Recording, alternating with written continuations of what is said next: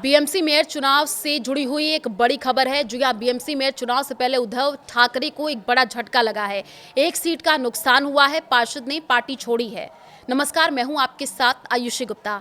मुंबई में होने वाले मेयर चुनाव से पहले उद्धव ठाकरे गुट को बड़ा झटका लगा है।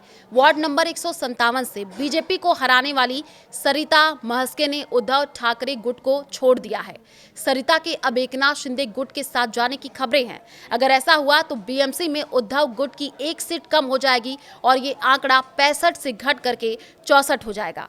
ठाकरे गुट की सरिता महस्के ने प्रभाग 157 से बीजेपी की आशा ताड़े को हराया था। एक तरफ कल्याण डोंबिवली में 4 नगर सेवकों ने चुने जाने के तुरंत बाद साथ छोड़ दिया था, वहीं अब मुंबई में ठाकरे की शिवसेना को पहला झटका लगा है।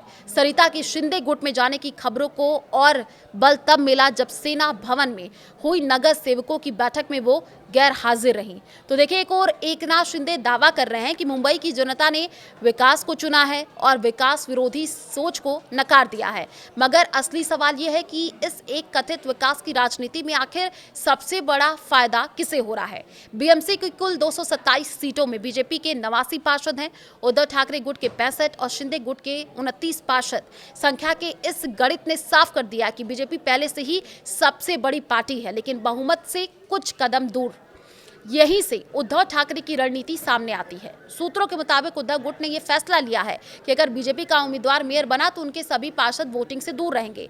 पहली नजर में यह फैसला बीजेपी के लिए मददगार लगता था, लेकिन असल में ये एकनाथ शिंदे के लिए सबसे बड़ा झटका साबित हो सकता है। अगर 65 पार्षद वोटिंग से बाहर रहते हैं तो मेयर चुनाव सिर्फ 162 पार्षदों के बीच होगा और बहुमत का आंकड़ा 82 पर आ जाएगा।